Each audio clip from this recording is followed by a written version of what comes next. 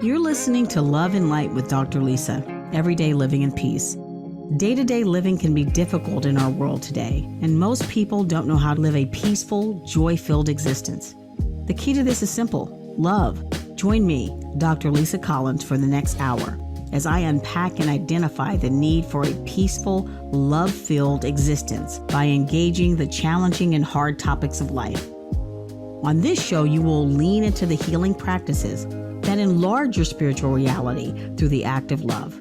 This kind of love begins with yourself and your neighbor and transcends age, race, sex, generation, class, and sexual identity.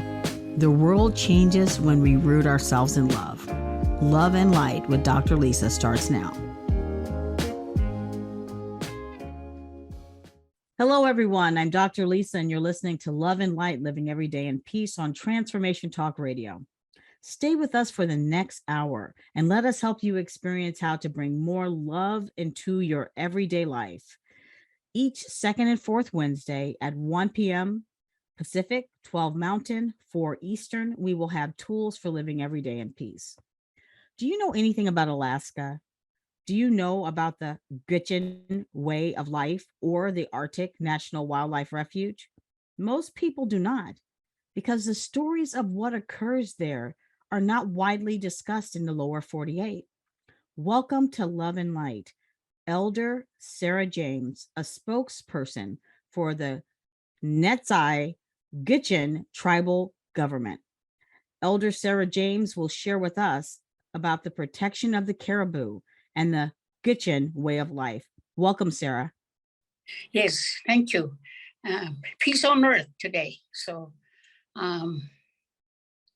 My name is Sarah James, and I'm from Arctic Village, Alaska. I grew up off the land. My mom and my dad, he did trapping. That's how we survive out in the land. We have to live in the two worlds because that was forced upon us. And we live in we are colonized into village life. We used to be nomadic people, follow where we can gather food. Sometime when we have good harvest, there are a lot of people for the winter. It stays at one place where they have good harvest. Other than that, people always nomadic, and Arctic Village is one of the places that got chosen. We call that place forNeets'aii in our language. forNeets'aii really means a creek with a high bank, and that was a popular stopover for when we were nomadic people to get their fish in springtime and fall time. When fish start moving, then that's a good place to have a fish trap and get their fish. So it is a popular stopover. And when they settled in Arctic Village, that was the tree line. Now the tree line has passed Brooks Range. And they chose that place because they can trap and they can build their cabin and they can get their fish. There's a lake in that valley. All around in that valley, and got all kinds of fish year round. If we got nothing else to eat, we always have fish to eat. And that's a popular place for caribou migrate through there. So that would be our main food resource. So that's another reason they settled there. And it's a waterway, and we can travel on that East Fork River from Yukon, Chandler, and then East Fork. So we got all the way down to Yukon. So there's 15 villages of us that speak Gwich'in. Gwich'in is their first language. My language is Gwich'in is my first language. I speak Gwich'in very well. I don't even know how to speak Gwich'in when I was 13 years old, I got put into boarding school, and I barely got out of that boarding school because I was way behind, and I was one of the oldest one.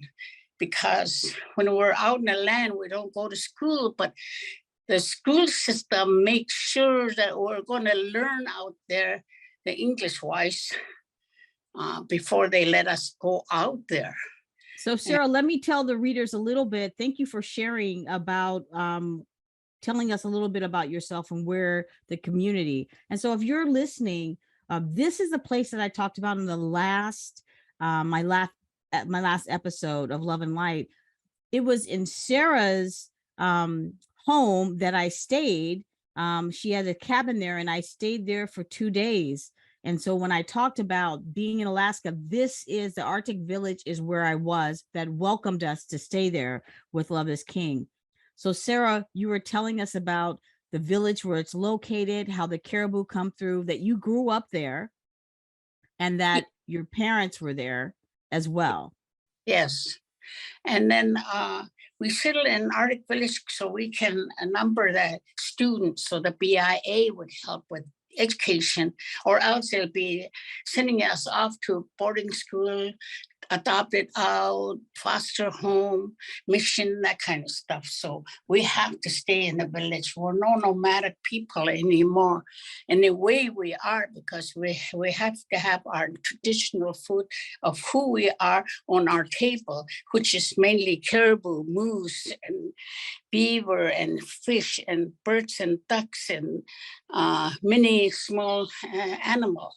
So that's our food. And we're all 15 villages still live that way, but Arctic village is one of the remote village in the United States. There's more remote village in Canada, but in the United States, Arctic village is the most remote because there's no way. I mean, the only way stuff could come in is by air. And you have to fly it in. That's the way I got there, was by air. Right. You have to fly it in. And what I hear you saying about your culture and the way that you do things and the boarding schools, and that's why what I hear you saying is no more traveling around to stay in one place to preserve the culture. Exactly. That got harder because our resources out in different area, and caribou sometimes don't go through our village. Sometimes it goes the other way because nobody knows why they migrate the way they migrate. It got something to do with their food pattern. But that valley where Arctic villages that tend to have caribou go through there all the time. And I live on 1.8 million acres of land that belong to the tribe, which is native village of any type tribal government. And I'm the spokesperson for that. And so we live in Arctic village, which is 110 miles northeast of Arctic Circle. So we're that far up north, but we're interior. We're not near ocean. We're not in air ocean. We're not near polar bear or whale or seal or anything. Those are Inuit people. They call them Eskimo before, but they don't do that anymore after Obama. So they depend lots on sea animals because they don't have trees, all coastal plain. And the caribou also go through their country. So they also depend on caribou. So that's our neighbor up north. And we're always good neighbor. We always share and barter for many years. And they're the one that contact the Western world first because the whaler came in.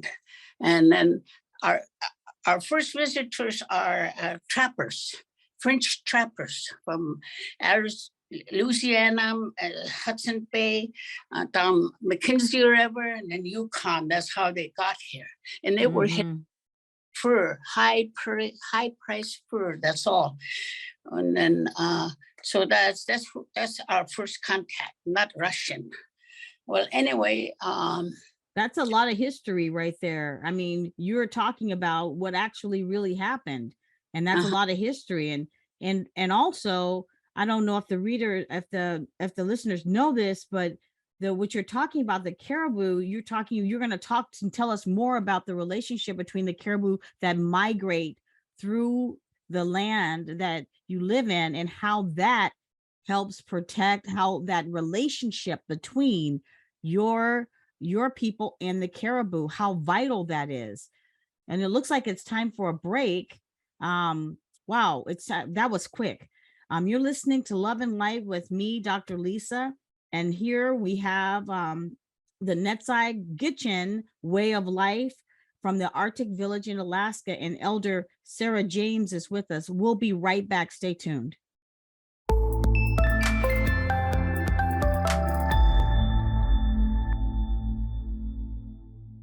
We are back on Love and Light, living every day in peace.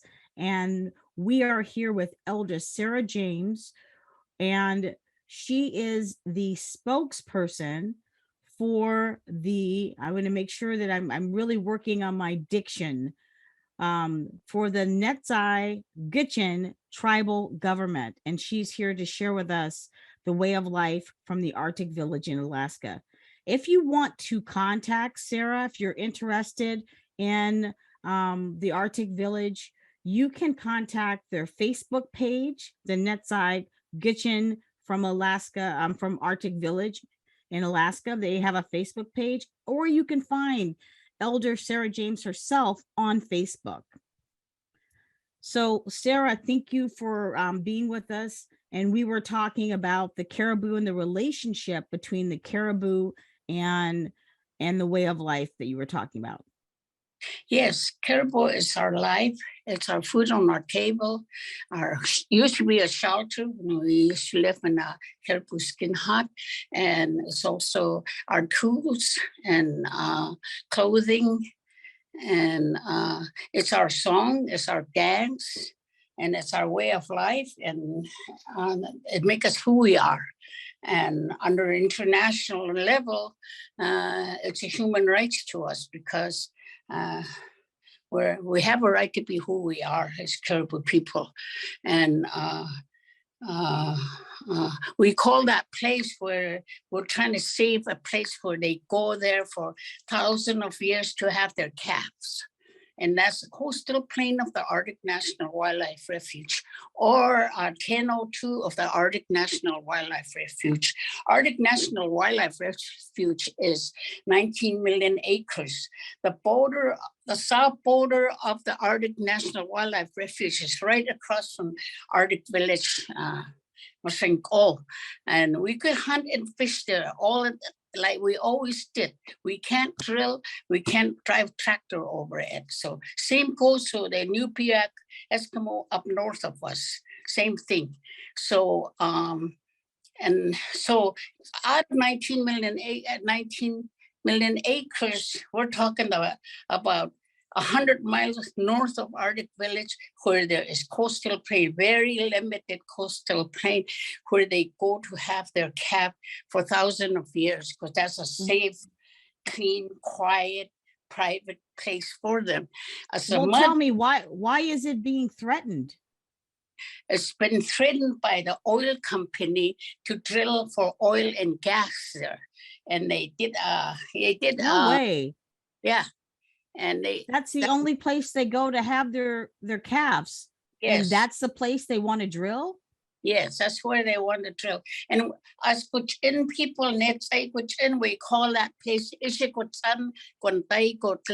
That means sacred place where the life begins. That means not only sacred place where the life begins. It's only 1/10 line of a coastline of Arctic Ocean.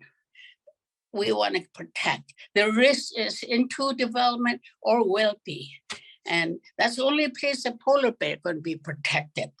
And if we make it permanent protection and or wilderness permanent protection, yeah. If we could do that, that'd be great, because it'd be good for everybody, all of us, because our Arctic National Wildlife Refuge, it's a national public interest land. So each and every United States citizen have a voice in it. So you can speak up, you can testify, you can follow this issue, and you can be part of protecting this area. So that's what we're talking about. I'm going to talk more about that later. But right now, the caribou, back in 1988, it was an alarm to our people. Canada and US, all 15 villages was alarmed because over our head, airplane go back and forth and say they're gonna develop a gas and oil up north coastal plain. And they said, hey, that's a camping ground they're talking about. And they're not meeting with us, nothing. They were gonna do it. But the Gwich'in said, we got to come back together like we did during bow and arrow did. When they did come together for sport reason, or when something is threatened them, they have 4 days meeting, and then they come out with the answer. When they come out with the answer, they keep it for 7th generation. That's almost 250 years. So they made that decision here in Arctic Village on June 5 to 10, 1988. It was like after we got separated by villages, it's like a rebirth of nation that came back together. And the elders, they took over the meeting. We had an agenda.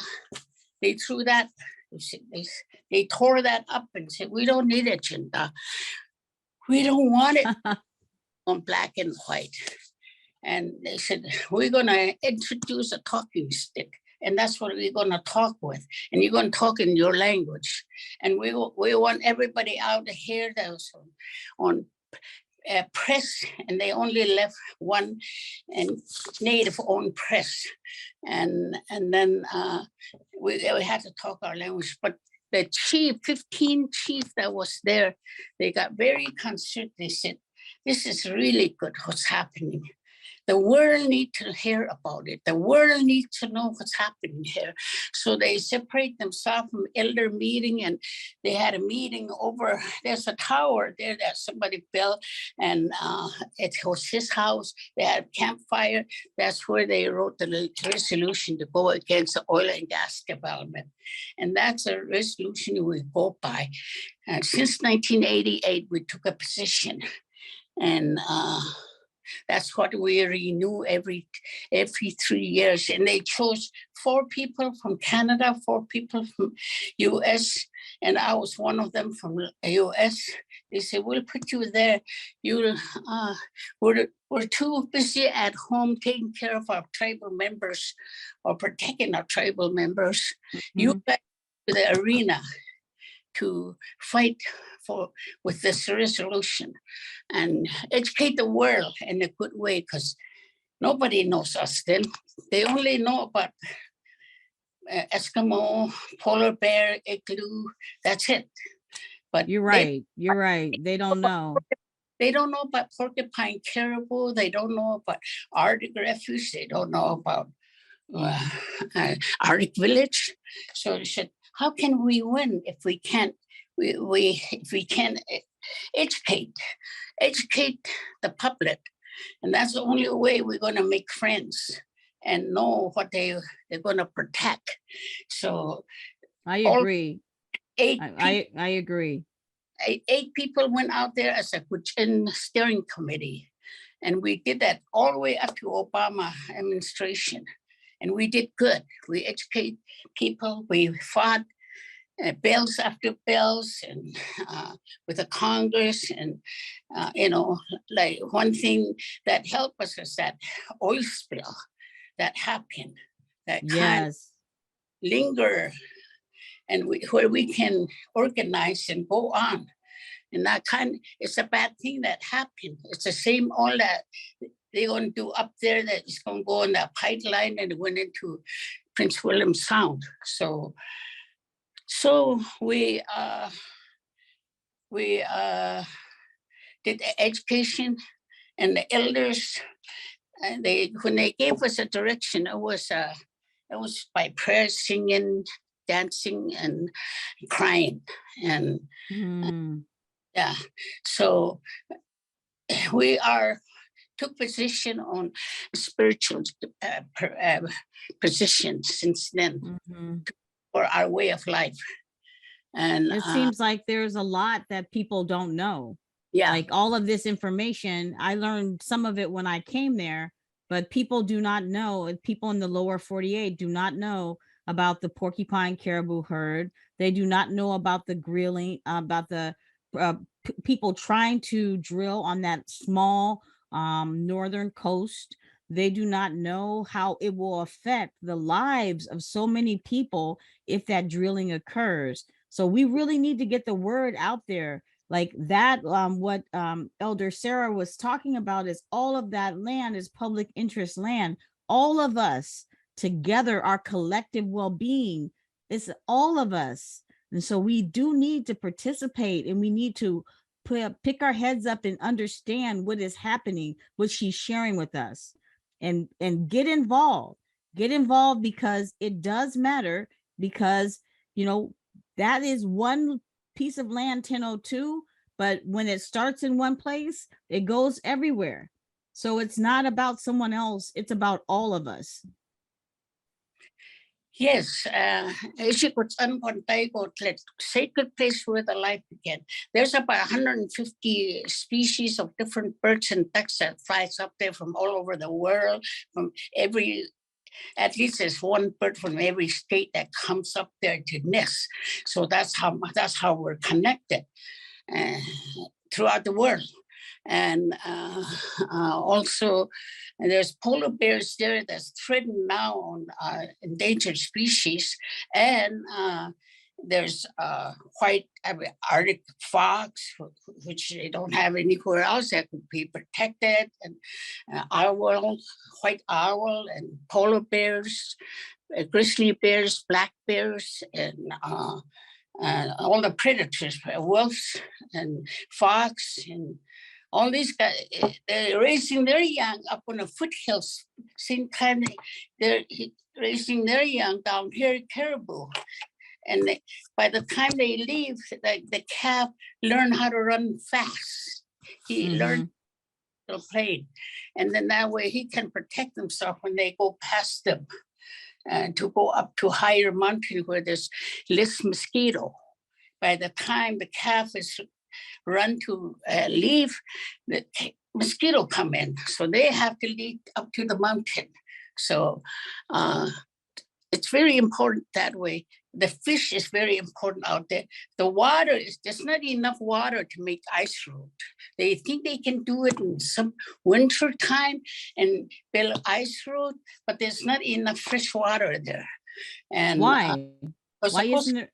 Very short. There's a big, huge coastal plain on this side, which they call Petroleum Reserve, National Petroleum. They're already doing development there. The existing pipeline is there. And they compare this as, oh, we did it over there before safely, we can do it here. No, there is big difference. We drove up there when we were there to Dead Horse, where all the petroleum is a town for just drilling. And it's what I hear you saying is that they want to take that same town for drilling and put it where the caribou breed and where the animals and polar bears are. Yeah. And polar bear, they feed their cubs during the winter. That's when they have to breathe and under the snow where they hibernate. Nobody knows where they are unless you really close and see their track, or it's already drifted over. They're under there. They could just go over it. They wouldn't know. And so hold that thought for a minute, Elder Sarah. It's time for a break.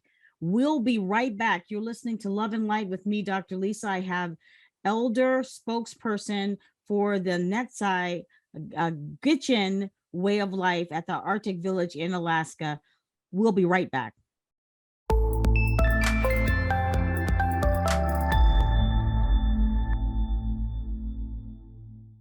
Welcome back. You're back with Love and Light with me, Dr. Lisa, living every day in peace. And I'm here with Elder Sarah James, and we're talking about the Gwich'in way of life in the Arctic village in Alaska.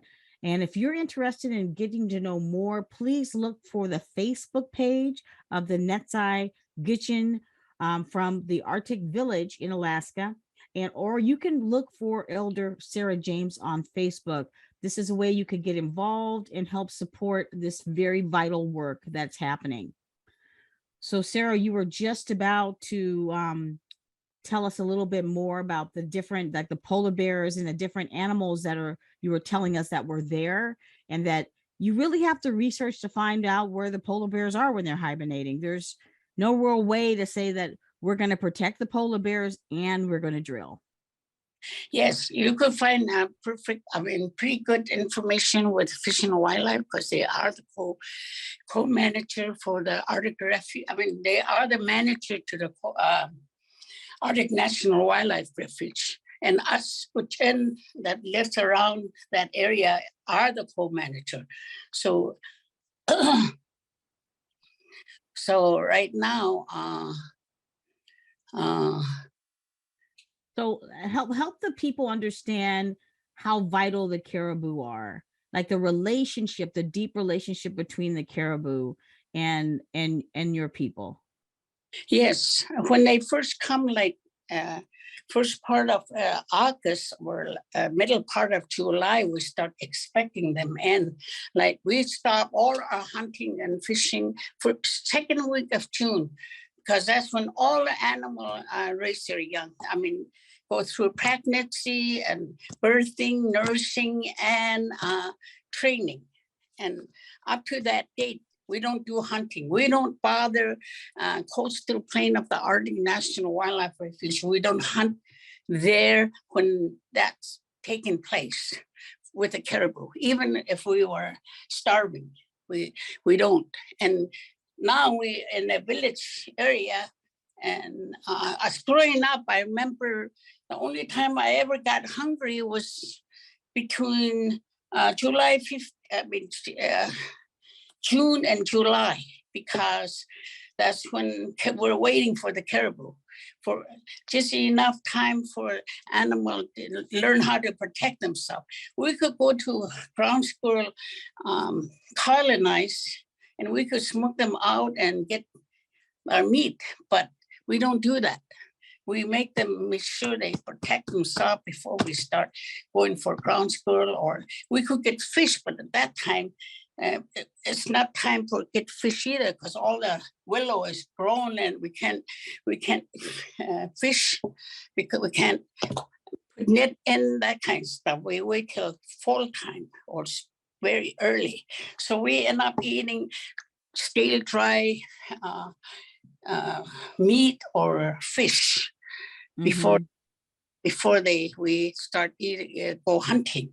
So that's the time when I got hungry, because we don't have freezer. We got a freezer and that permanent frost, but that gets thawed out by then. So that's how my life was when I was growing up. And in Alaska, subsistent way of life is very important to all the natives of Alaska. So it's not only us, it's the whole state of Alaska depend on that. That's their way of life. My father is a salmon people along the Yukon, because some of them settle along the Yukon too. And then up here where they can get to caribou. So there's 15 villages altogether, and we're united since 1988. And we still are on this issue, but to stop gas and oil development. So we need your help, and to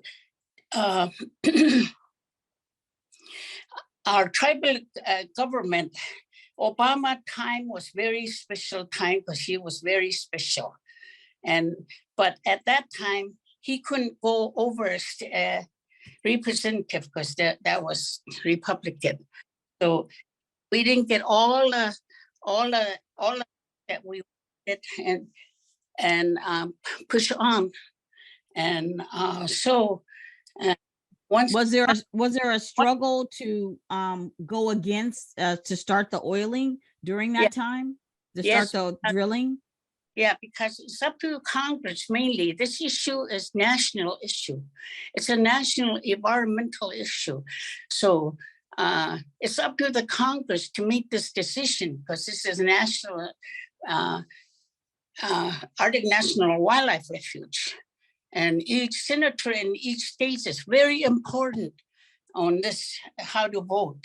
So right now, it looks like we got representatives. Now we don't have Senate. We had Senate during Obama, but we couldn't get in good enough for representatives. So that's what happened. But he was good on the whole issue.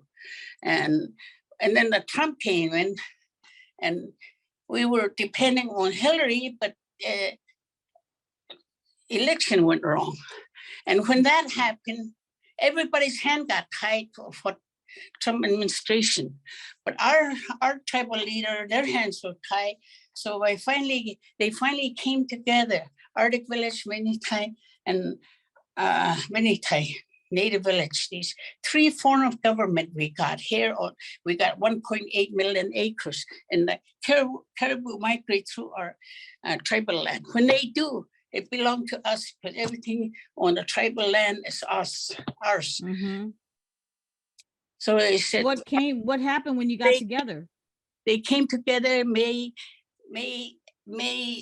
2018. That's when they chose me to be the spokesperson for them. I was honored. And so they took it on as a government to government. So we got our own expertise.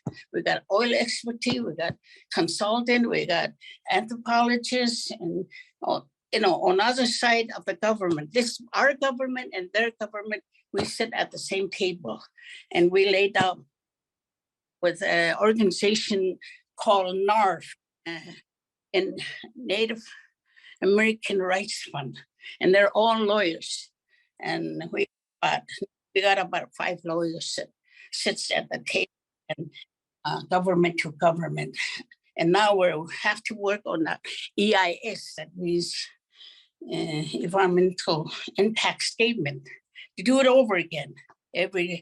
We've been doing this since 1988. Every 4 years, we go through it again. So we're doing through it again. And we're trying to rush it right now, because if we win before Obama, we'll celebrate and make it permanent. So hopefully that's what you're working for, to make it permanent, that you don't have to do this every 4 years, that we're going to protect the coastal land, protect the caribou, protect all of the animals, and that the Gwich'in way of life continues. And yes. that is what I think anybody who is listening, that is what we all want. We all want their Gwich'in life to continue as it has been for many, many years. But that requires us to reach out to the people who are making these decisions. It sounds like we should reach out to our senators and our representatives as well. Mm-hmm. And do the radio and TV and write letter, phone calls, and what else? Anyway, and have you talk to it at the living room with your family, that kind of stuff. Yeah, and share this podcast with people near and far so they can hear what's really happening. And we are not in Alaska. Many of us are here in the lower 48, but it is our issue. Those are public. What did you say? Human rights. This is a human rights issue. Mm-hmm. And then Congress is the only one that can do a permanent protection. So we need input to your congressional people. Yes, a permanent protection. Yeah, and then climate change is real in the Arctic. Just recently, big threat to, there was a big damage, destroy the land and their way of life, and their homes got washed and destroyed in Nome and that area over the western part of Bering Strait. Oh, yeah? Yeah, we never get typhoon. This is the first time we ever got typhoon in Alaska. And that's real. That's a real climate change. So we need to work really hard on climate change and put it in the bell and with the Arctic Refuge, because this is, talking to national. Yeah. That's So very serious. When I was there, it snowed. It snowed when I was there, and I was not expecting that. Exactly. That's what we do. Every day, we don't know what kind of weather we're going to get. We got hit first because we're up north, and all the pollution go up north, and it works at that ozone layer, that kind of stuff, and we get it from somewhere else, And so we got hit first, and the rest of the world is to start getting right. hit. So climate change is real. I was told that to do their parts. The 4 R's I call it: recycle, reuse, reduce, and refuse. You have to refuse sometime. So you can do your 4 R's and go alternative energy and use less oil until you don't have to. And that's what we encourage, because each time when we talk about keeping the oil out and saving our way of life, they said, what are you doing for it?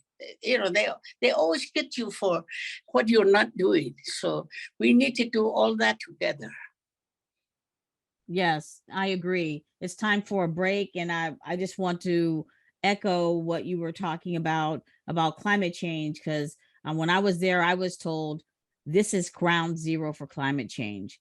You're listening to Love and Light with me, Dr. Lisa. I have elder spokesperson Sarah James here from the Neets'aii Gwich'in way of life at the Arctic Village in Alaska. And we're talking about climate change and things that need to change, and with all of our help. We'll be right back.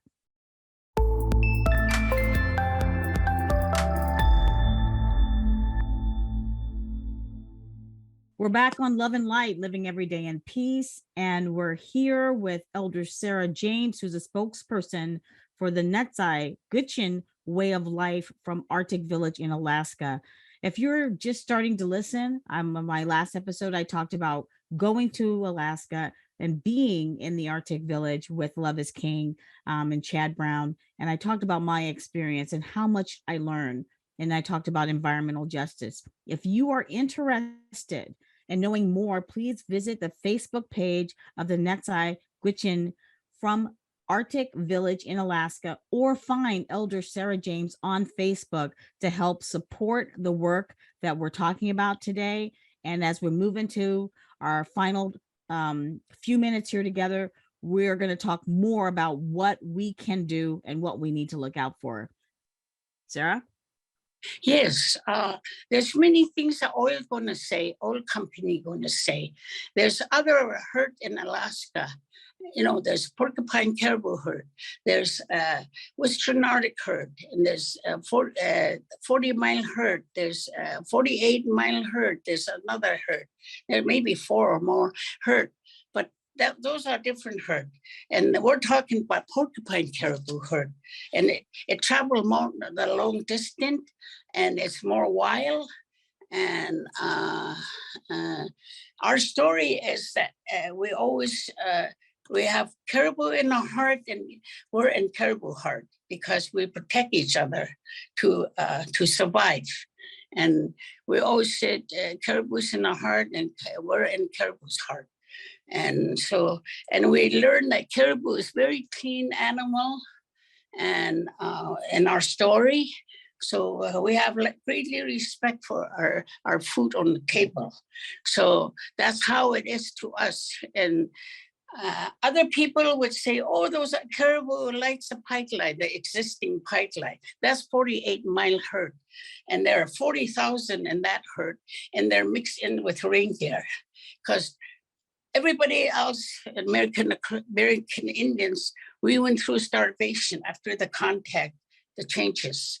And when that happened for people up north, they introduced reindeers with them from Norway. So they got mixed in with caribou over there. And our hunter would say when 48 miles come over our area sometime on this side, they say, oh, they're easier target. They don't run away, like they're domestic. Well, anyway, that might be not true, but that's what our hunter says. Well, anyway, and they don't get mixed in with porcupine. They don't get, and then the reindeer and their 48-mile herd, they don't mate. And then Central Arctic herd and porcupine, they don't mate, and they keep separate. Then there's also a big, huge herd, is Western Arctic herd, that comes from Coxsview all the way to Barrow and all the way to Anatuvik Pass, all up north. And they're huge, but they're mixing with reindeer. So some of them even keep them at the village as food for. So it's important for people to understand that when we're talking about the porcupine caribou herd, that is for one area, and that is for one area. We can't talk about all the different herds and say they're the same. They are separate. They're different. Yeah, and then oil company would say, oh, they love the pipeline, that 48 miles. They rub against the pipeline and they stay close to the pipeline. Well, they grew grass, clear cut around it, and that's where the pipeline go through. And they like those grass, and they like to rub against those pipeline posts because every spring, all the animals, they shed their hair. And that's how they get rid of all the edge. So we can clearly say that we cannot say that they love the pipeline. I saw it for the first time. I do not love the pipeline. Pipeline, when they see the caribou, there is usually a bull caribou, not pregnant caribou. Right. So there is a difference. So I just want you guys to know that there is difference between what we're talking on the Northeast Alaska than what it is around other Alaska. Yeah, that's a very good point. Very good point. And so the pipeline was pretty heartbreaking to see. I've heard about it all my life, but when I actually saw it, I was very sad. Yeah, and then the human rights of Gwich'in, Neets'aii Gwich'in, that's important to the world, because we're caribou people. We always have caribou people.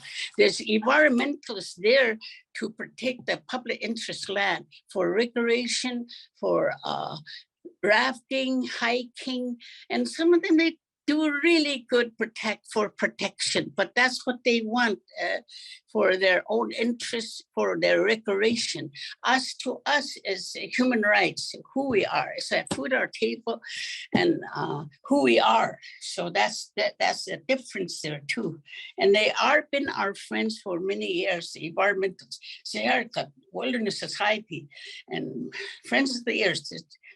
Is tough, major one, and more, maybe 400 organization protecting Arctic Refuge under Alaska Wilderness League in Washington, D.C. They got office there to protect Alaska interest land. One of them is Arctic Refuge. There's other protecting interest land that they, like Tongass, they protect that too. And they're good. And what we told them before is that if there's a human rights issue come up in the interior or Native Congress, committee, Native committee in the Congress or interior, we deal with it, not you guys, because that's our issue. Right. So we kind of work that way. And they're the one that's really working hard to get approval from people.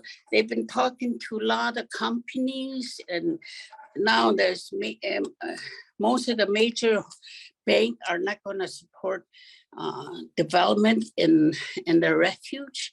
That's coming from the conservationist people that speak for the Arctic Refuge. And we speak on that too, to protect our, to get our coastal plain protected.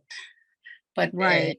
But the yeah. difference, what I hear you saying, is the difference is that they're protecting the land for recreation, for all these different things. But when you're talking about way of life, you're talking about your livelihood. Yes. You're talking about your livelihood, period. That needs to be protected for your people to continue. That's a huge difference. Yes. That's a huge difference. Yes. And we believe that God put us here to take care of this portion of the world, and we did good, and we want to protect our way of life, and that's how we're here. We're not picked to be here. We didn't come from the land bridge. God put us here. Mm-hmm. Because more and more the land bridge story, there's more archives they're finding that's way before that land bridge. Yeah. Wow. So we're permanently, belong here. Thank God. So yes.